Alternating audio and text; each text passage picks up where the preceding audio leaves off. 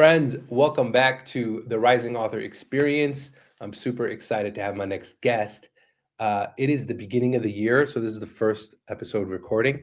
And I met this person because he reached out to me via LinkedIn. He commented on one of our newsletters. And, I just immediately, I liked the guy, so I wanted to have him on the show because he's a really interesting, not only story, but way of doing things. And so without further ado, Spencer May is a third-year law student, author, and one of the rare students who didn't wait for permission to start acting like a professional. While most law students focus solely on grades and credentials, Spencer focused on something most never think about until it's too late: identity, relationships, and being memorable in a professional built on trust and a profession built on trust. So again, why that resonates is because he reached out to me and then messaged me and was his follow through, his awareness and presence was just awesome, man. So he showed up, he shows up, he writes publicly, he documents what law students actually, what being in law school actually looks like when you're intentional about your future. And through his book, Memorable Law Students, he turned his own experience into a practical roadmap for students who want clarity, confidence, and real opportunities before they graduate, which is just so dope. This conversation isn't about theory. It's about what happens when a student starts operating like a professional long before the title shows up. So to those authors, this is a very, very important episode because you can act like a professional author long before you are an author. And I think this is what Spencer is going to bring to the table today. So Spencer, thank you for coming on the show, man. I really appreciate you. Thank you for reaching out. How you doing today? Absolutely. I'm doing outstanding. Appreciate you having me on. It's an honor to be the first, and I hope the best guest so far this year. Absolutely, man. So before you wrote this book, who were you as a law student? What were you struggling with the most when it came to identity, confidence, maybe even just navigating what being a law student actually means? Like before you wrote this book, what was something you were really struggling with? I don't think my experience was too different from anyone that starts law school here in the United States. Throughout your life, you've probably succeeded. You have been praised. You've been, one of the smarter people in any room that you've been in an academic setting. And then you go to law school and you're surrounded by 1, 2, 3, 4, 500 other people who were just like you, who were the you of wherever they grew up and whatever undergrad institution they went to. So for me, it was definitely a wake-up experience. I also had other things going on in my life right when law school got started. My wife and I welcomed our son the second month of the first semester of law school. Woo. So yes, there were a few plates that we had spinning as far as demands academically, personally. And so there was just a lot that was going on in our life during that time. And so like you said, I had to kind of look and be reflective and really ask, because my time was so scarce, because my energy, my emotional capacity was so scarce, I had to really ask what those important questions were. And that really truly has made all the difference as far as who am I? What do I really want to do? Where do I want to do it? And why do I want to do it? Yeah, that's so solid. And when you are all of a sudden sort of surrounded by people who were the yous of other places, basically, it's hard to feel like you can stand out. It's hard to feel like you can sort of make an impact, right? Or know the direction. And so your level of competitiveness either raises in a negative or a positive way. And it sounds like for you it was a positive way. And look, we had a baby 7 months ago, and I know that feeling of all right, time to get extra crystal clear about decisions I need to make and commitments because I don't have the time. And so it's kind of a blessing and a curse, right?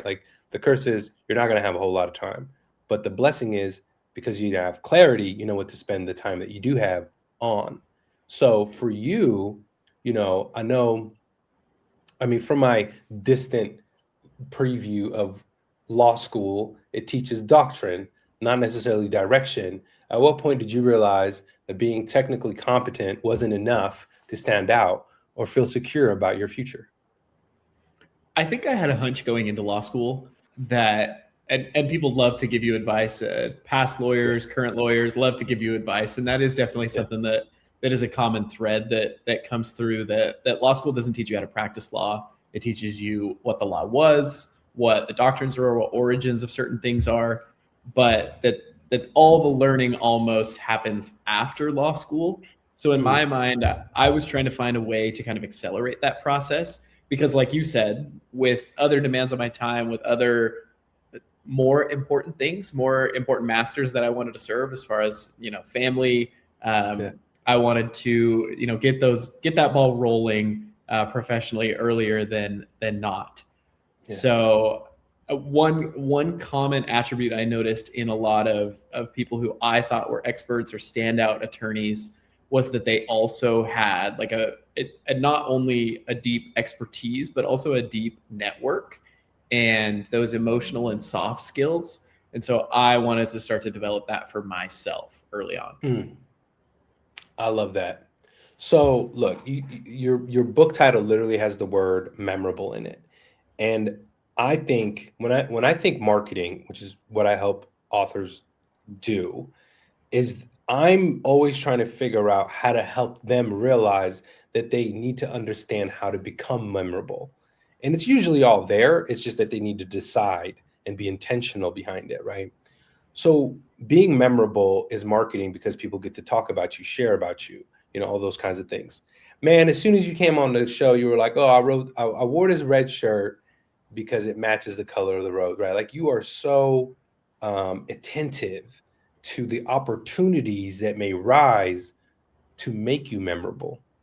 And I just want to say I appreciate that. But so um, obviously your book centers around being memorable. So what does it actually mean in practice for a student who feels invisible in a hyper competitive environment? Um, what are some ways that you started practicing being memorable? And whether it's reaching out, whether it's working, wherever you started finding sort of a way for you to become more memorable. What was that like for you? Sure. So I think this question is best answered by starting with what's not memorable. And like we talked about in like a hyper competitive environment, and we'll just use, law school, the kind of arena that I'm in right now as a case study. Everyone has a baseline competence. Everybody's smart. Everybody can complete tasks. Everybody can wrap their mind around these like academic endeavors. But what differentiates you is not only what you know, but who you know and the degree to which you can access them or activate them. And Mm, so for me, it was how can I build and grow my professional network early? And you hit on an idea of when you have scarcity that there is like a narrowing of your focus. And so mm, for me, coming into law school, I knew that I wanted to be, a husband and a father. I knew I wanted to practice law, and I knew I wanted to do it in Arizona. So I had mm, what I felt like were those like really big questions answered. And so mm, it was then a search of, instead of like, okay, who am I going to do it with and what am I going to do? So I just started reaching out to attorneys, cold email, phone calls, maybe just some attorney chagrins. You're actually mandated to publish publicly your contact information. mm. And so I use that to my advantage and just publicly look that up. And as you start to have conversations with people, and people gift you their time early on, when you really, like as a incoming or just starting out law student, you don't really have anything to offer, but you can start to connect those dots. And one thing that I did was conclude every conversation with just a simple question of, who else should I talk to? What other questions should I be asking?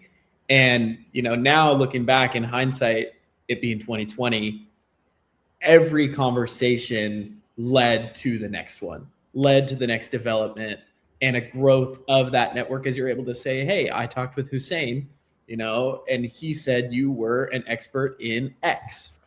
Yeah. What can you tell me about Y? And you kind Right. of get that ball rolling, and then as the momentum goes, it just continues to build. That's so awesome, man. And from that experience, what was your like favorite thing that you learned during that? Because it takes what it sounds like to me. Look, there's a lot of people who are very smart, but they can't fight their way out of a paper bag. And that's not to like insult smart people or anything, but I feel like smart needs emotion. In this scenario, it needs courage. So having the courage just to be rejected, because I'm sure there was plenty of times where people didn't give you the time of day. But the ones that did, I'm sure changed the game for you. So what was one of your favorite things that you learned? Absolutely. And I can't narrow down a single experience, but one grand takeaway that I actually conclude the book with is that ultimately and there's a cliche, right? That like it's the friends you make along the way. But it really is the relationships that you build and develop that make any career and life really worth living. Like Mm, those are the substance and the spice that make any endeavor worth pursuing, and that make it bearable along the way. If you were taking some long journey and you had to do it solo, just you and your thoughts, I would imagine it would be a lot less enjoyable than if you were doing it with a company or with a party. I think of a proverb that I believe I heard in church, where if you want to go fast, you go alone. If you want to go far, you go together. And I know it's attributed to many authors, but I like that one a yeah, lot. that is a good one. It's a beautiful one for sure.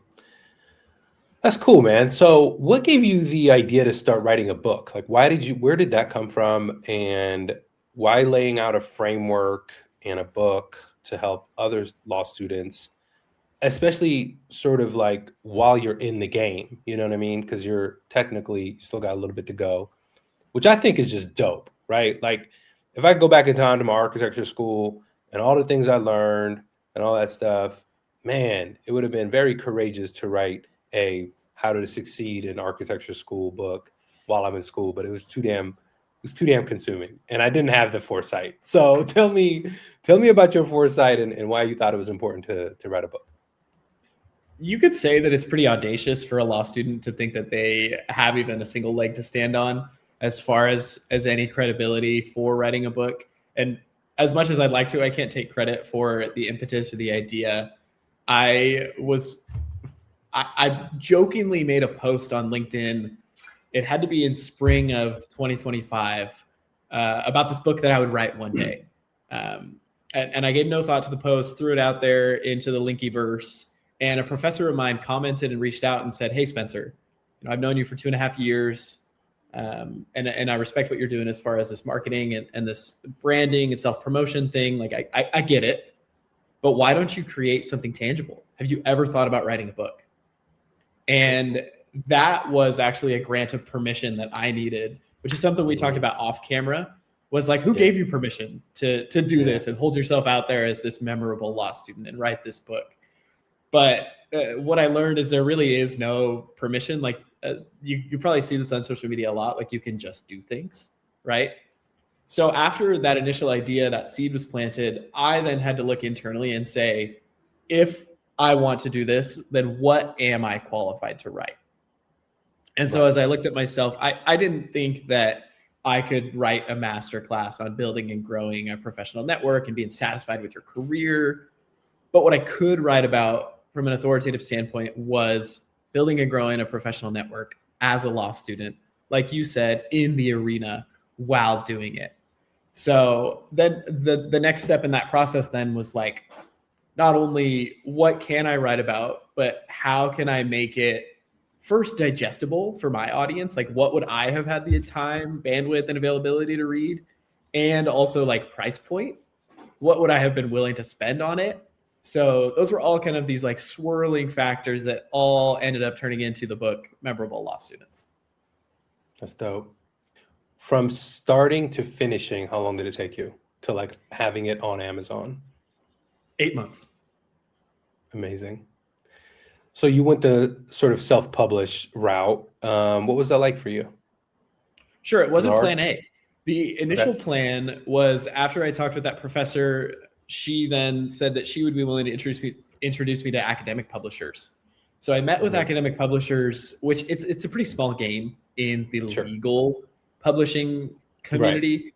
So I met with them, and as we talked about the proposal process, the proofing process, printing, creative control, pricing power, like the deal just kept getting more sour. And I kept Mm, thinking about like, me 2 years ago or my future audience. And as I met with these more established publishers, I realized that this just wasn't going to be a fit. The biggest thing was ultimately like to make margins work, the price point would have to be almost 4 times what the book ended up being. And so I thought to myself, I can make this great book, with the help of this established, safe, structured process. But so what? Nobody's going to read it. It's not going to reach anybody. Yeah. So unfortunately, I had another mentor, a prominent author and attorney on LinkedIn, who I was kind of venting this problem to. And he was like, I've gone that route. Obviously, writing in the academic setting is not like a get rich quick scheme. But if you want to do it well, for all my future books, I'm just going to do Amazon direct publishing. So here's my process. Here's the link. Go for it. And as soon as I got started on that route, then it was just like full speed ahead, and it was smooth sailing from there. Beautiful. That's so amazing, because now you sort of own your intellectual property. No one got to dictate what it looks like, what needs to be removed, what need to be added. And I think that's the beauty of our current sort of day in society, where, like you said, you could just do the thing, because there's no, there's not really a gatekeeper.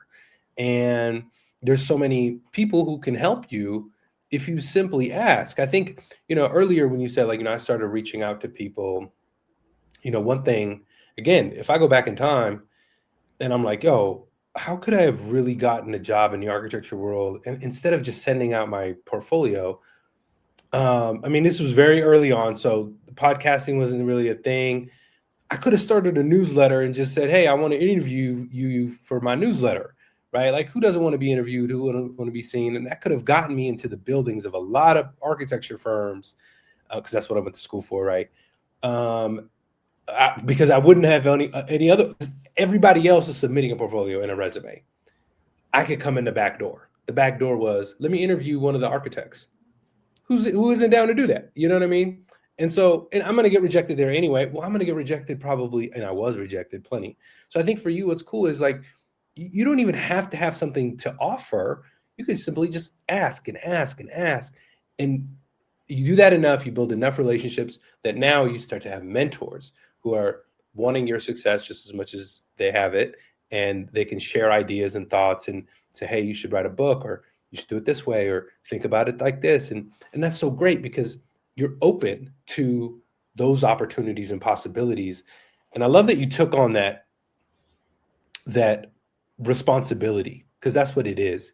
You're being responsible for your content. You're being responsible for the opportunity. You're showing up.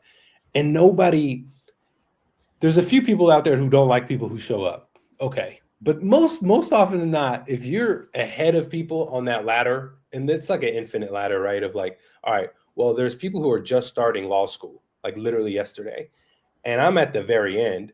There's all of this that they don't know, right? And who's teaching all that? Maybe there's a few other books, academic books, whatever, but what if it's a perspective from a student, right? Instead of a teacher or whatever? Like, that's probably going to be the most reliable, maybe not reliable, but most like understandable, especially today. Even if there was the same book written 10 years ago, is different. College is different. Universities are different. So I love that you took that on, man, because that's such a big responsibility. There's this like resistance of being a professional after graduation. And I think that goes for like literally every field almost. And I think for you, which is dope, is you realize that you're a professional before graduating, or that you can be. So why is that belief not just wrong, but could be actively harmful for law students? Sure. And I think this goes back to a topic that we discussed offline, of like the idea of permission, that ultimately, like, as a student or as an employee, like, unless something is like explicitly banned, then there really is not a restriction on, you going out and trying to just do things. Obviously, as long as you're not sabotaging like organizational efforts or company standards or protocols or whatever it may be. But I think that more managers or more higher ups or interviewers or decision makers respect those people who take that initiative. And a thought I was having as you were going on a second ago about getting through either the front door or the back door. as far as, going through like a traditional application route versus going into the back door of like the relationship route. I think the more interactions and opportunities that I have like this, the more people and professionals I interact with, the more common it is that people use the back door as the front door. That Google's statistic, which I drop in the book, I know it's probably common knowledge to most, that 80% of people who are hired at Google are internally referred. That there is not this, Indeed or LinkedIn or Glassdoor application portal that, is just only sifting the cream of the crop, right? That cream is going to rise, and that's who gets these desired roles, whether it's in a tech company, architecture, legal space. That ultimately, like, it is those relationships and those people that bring like-minded, like-skilled, talented people who take initiative in-house to do those things that really like make an impact, change the world, or really matter. So I wanted to be in that crowd. Yeah, that's so powerful. And it, relationships, again, I always say this, like whatever business you're in a human being business. And the more people you know, the more people get to know you and what you're good at and what you stand up for and all those things. And people resonate, man. And if you feel like you're the right fit, they're gonna put you, because you're gonna be top of mind. There's a name to that effort, right? And instead of going through 20 people you don't know, you go, like, I needed somebody to fix our washer and dryer, right? Like our washer died last week. So what did I do? Before I went to even Google, right? And I reached out to my neighbor. I was like, yo, man, you got somebody that could do this, and my father-in-law, and they sent me names, and I called them, and they, didn't answer, whatever. So I ended up going with somebody off of Google, which it all worked out.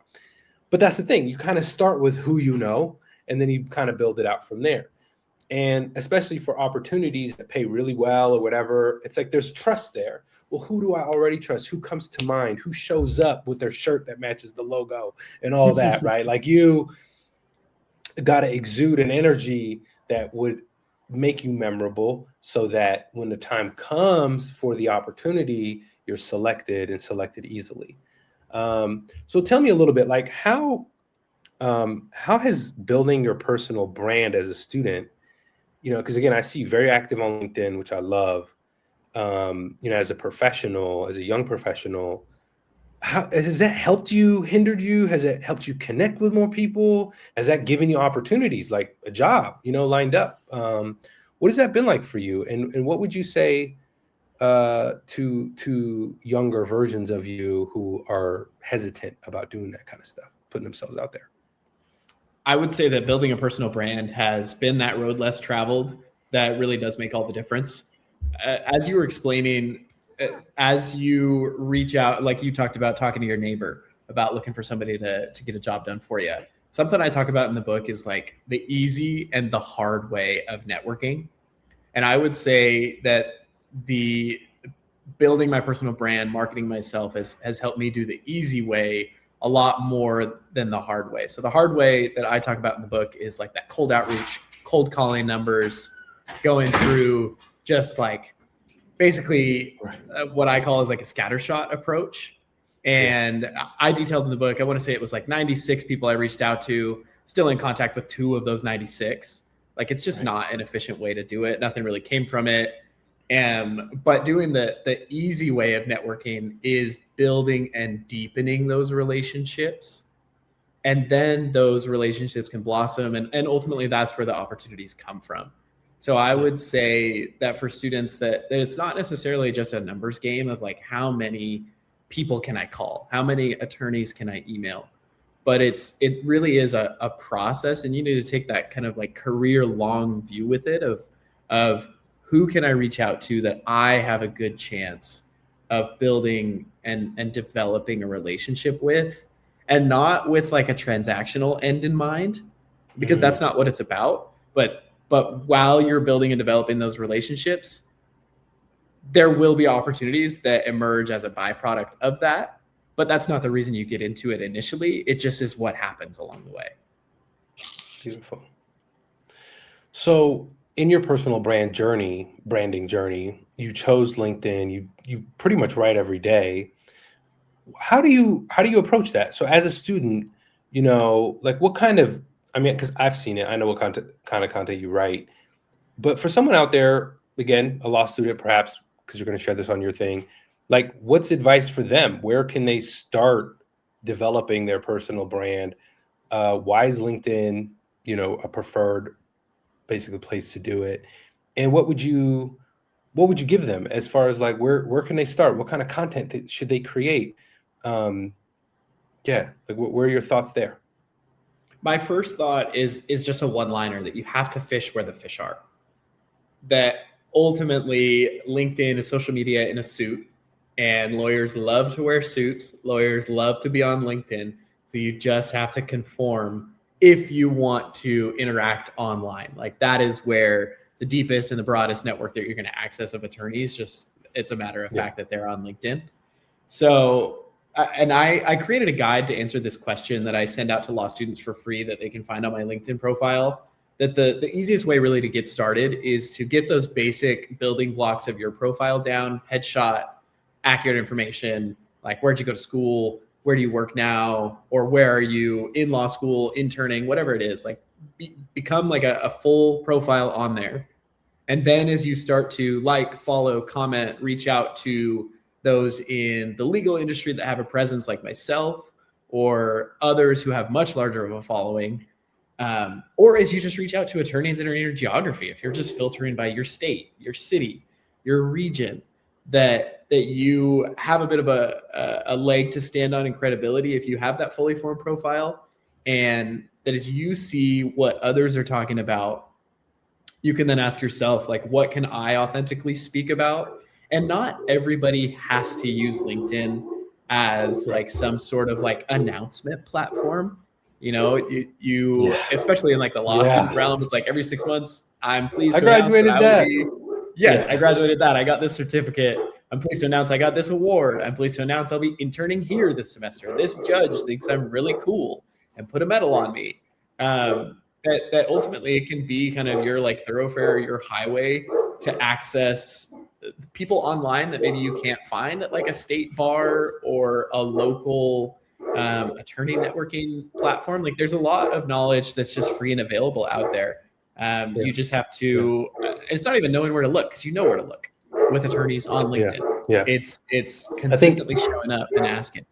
yeah, man, that's so powerful. And I want to add to that too, because like you share some really interesting stuff in that, like, again, because you kind of went through the school journey, but you're also, I feel like some of your posts are like archiving, just like that you went and did this thing, or that you went and networked over here, or that you met with this professor and they taught you this thing, or shout out to this guy for doing that. Like, I think we neglect how much we can document on a daily basis. Like, literally just being aware of what's happening around us. I'm getting ready to like take a test, and it's freaking hard, so I'm closing it down for the next 12 hours, and I'm studying. um Shout out to all the people who are studying right now. I know it's a hard time, like, little boosters, right? So it's like, you don't have to share knowledge. You don't have to like share things that are spectacular or mic drop one liners or whatever, or just your accomplishments. People, I think, for me personally, and this is where I wanted to have you on the show, is like, I was like, oh, this guy is documenting his journey through this sort of intense schooling process. But within that, he's also sharing tips and things that he's learned along the way. So it's like, I could just follow you because it's just an interesting journey, and I'm going through something similar. So this is really good in that I have sort of camaraderie, I don't even have to know you, but I have this like knowing you, right? And I think that's really powerful for really anybody, authors specifically here, right? But I always say, like, documenting your journey is just as important, because it is essentially like you're writing your book in real life. Mhm. You're like living your message, you're embodying your message, you're not just talking about it. I get a lot of authors who are like, yo, I share all this stuff and I get no response. And I'm like, because no one knows you're living it. You know what I mean? You're not sharing from where you're at, you're sharing from where you were or where you want to be. And that no one can connect to that. So this is what I think I like about your work, is that you're kind of sharing from where you are, your point of view, your perspective. And I think that's going to become increasingly more important and real, right? Because with all the AI stuff, all the fake videos, all of it, it's like we just get tired of that. So if a student applies just one principle from your book consistently over 2026, what would you hope that would be? What's the one thing you would hope they would apply? It would be the framework that I start with, the 4 Ws. It would be asking yourself and really trying to crystallize an answer, which can change over time because obviously we change over time. Is who am I? What do I want to do? Hopefully in the field of law, if you're a law student. Where do I want to do it and why? That really is kind of the catalyst for everything else that I talk about and anything else you're going to do for the rest of your career. Is if you can really look in the mirror and put some sort of professional identity, self-identity, or even just like a narrative, like what you say in your head as you're going through life, that will help and inform any decision that you make along the way. And I think, at least, in my 27 years of life, that when you are acting in accordance with like a value set or this like core 4 framework, whatever you want to call it, that when you turn around and you look back, like you can eliminate or avoid some of the regret, because you can at least hang your hat on the fact that you were making decisions in accordance with what you felt, you thought, you believed, as opposed to just kind of like being tossed and turned by like the wind, whichever way it blew that day. So that's what I would start with is the first part of the book, which is the 4 Ws, like figure out who am I, what do I want to do, where, and why. Beautiful. Well said, my friend. So tell me a little bit about the book and like what kind of opportunities, I mean, because you launched it recently. What opportunities has it opened up so far? I mean, I know it's been very recent, so there's plenty of time. But what opportunities has it opened so far, and how do you intend to leverage it in the year ahead?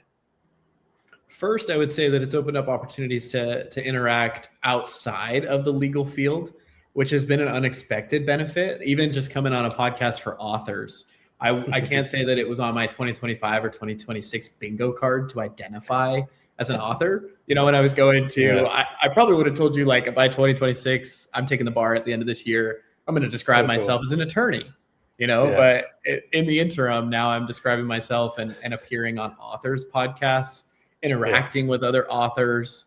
And I would just say it's kind of become like a conversation point, either online or in person, that people respect and admire when you do something because you enjoy it, because you like it, because you want to do it, not just because Simon & Schuster wrote you a fat check or Penguin Random House wrote you in advance and told you, hey, we'll see you in 24 months with this book. But it's been a lot of fun. It's opened up, like I talked about, speaking opportunities with you. I'm doing a in-person book talk at my law school next month, hosted by our career office. So it's been a lot of fun to see like the unexpected things, which I think are the best things and best opportunities in life anyway. Sure. That's so cool, man. And so obviously I'm sure there's somebody out there asking a question like, dude, has all this work in your LinkedIn profile and all these connections and this book, has that led to an opportunity, like working at a law firm? Has something solidified potentially in the future as soon as you get as soon as you go through the bar and all that stuff? Or is that something you're still working towards? I think either way, it's dope, but I'm just curious. I'm trying to fulfill a question that an audience member might have. Because, some people are like, well, what's the ROI? And to me, the ROI is huge. But to some people, it might be like, can you get a job out of all this work? Right. So where do you stand in that right now? I'm just curious. I can confirm that not only is it sizzle, but it's also steak. So every opportunity that I have, whether it was as an intern the summer before law school or my first, second, and third year school opportunities, have all come from the relationships that I've made. In addition to that, I also have my postgraduate offer of employment from the same networking process. Once I figured out how to network the easy way, all these doors opened up all these opportunities emerged, and yeah, it's made all the difference. So short answer is hell yeah, it's cooking, and the Yes. steak will be ready when I'm ready to go eat it. And I've developed all this time and energy into that, and now I want to teach other people how to do that. Fucking amazing, bro. I love and appreciate people like you who, you have a hunger, and not only to feed yourself, obviously, but your family too. And you're like, yo, there's so much here. There's so much food here that I'm happy to share how you get here, right? Because the thing is like, it's hard to bring the plates of food from the top of the mountain to the bottom, right? Like, yes, you could do that, but it just takes more time. But the thing to do is to show that there is multiple pathways to get to the top of the mountain so that we can all eat together, right? That's the point. And I think you have such a really unique hunger as a young person that is making way for themselves. How do you overcome the fear that I'm sure a lot of students feel of rejection, of being rejected, of those no call backs, no email backs? How do you, like, even just the courage to like work up the guts to walk up to an individual, let alone send an email or anything like that? How did you manage that? And what would you say to someone who is sort of struggling with that right now? I would get really close to that person's face and I would whisper, "It never gets any easier. You just get over it." Ultimately, you build up those calluses. I grew up in I came from a really religious background. I'm a member of the Church of Jesus Christ of Latter-day Saints. And generally, a lot of boys go on church missions. So I would say my first experience of throwing caution to the wind was as a missionary in the Philippines. Oh, wow. When I came back after, and all you do for your time during service is you wake up at 6:30, study the scriptures, and then you go out and talk to people about Jesus Christ all day long. Like roadside, taxi drivers, in the market. There really is like no embarrassment after you do that, for any number of days, months, years. Yeah. And then after college, my first job in my gap year before law school was as an outbound sales rep. So Okay. I would say like those repetitions, like you just ultimately you build up those calluses, that fear, that anxiety, that lump in your throat, the pounding in your chest, it never goes away. You just get over it. That's amazing, man. You're right. It doesn't really go away. You become better at sort of understanding that energy, where to put your energy and thoughts, and being positive, optimistic. What's the worst that can happen? They're people, right? And they will reject you, and that's okay. That's a complete part of life. And I always say, like, the fear of doing those kinds of things is going to prevent you from the thing that you really want. So does that get to dictate it, or does something else, So Yeah, if you on don't that mind me note, man. interrupting here, sorry, No. just another thought I had here is I think there's also a mindset shift that we ultimately have to undergo, that instead of having that scarcity mindset that like with every rejection, that's like one less person who thinks I'm worthy, that's one less person or one less opportunity that's available for me. But especially in like 2026 in this internet infinite era, that there's an infinite number of positive outcomes for you if you have that abundant mindset. And just because someone said no or an opportunity wasn't there doesn't mean that there's one less opportunity. You just need to be on to the next one, and ultimately you will find that right one.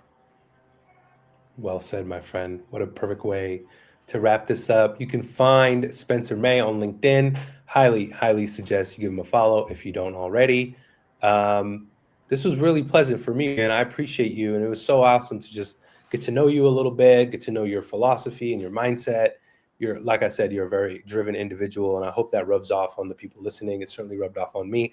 I'm 40 years old, and I look at you like, man, when I was young, I was getting hungry. I was getting after it and doing all these things. But I didn't lean into the internet like I should have. And there's, not that I have regrets or anything, but like, you're out there, you have remarkable tools at your fingertips. Use them. Follow Spencer. He's got a lot to teach you, and go get that book right now on Amazon. Memorable Law Students. The only way to really be someone that stands out in people's minds is to be memorable. So thank you, Spencer. I appreciate you coming on the show, my friend. Keep rising. Thank you for having me on.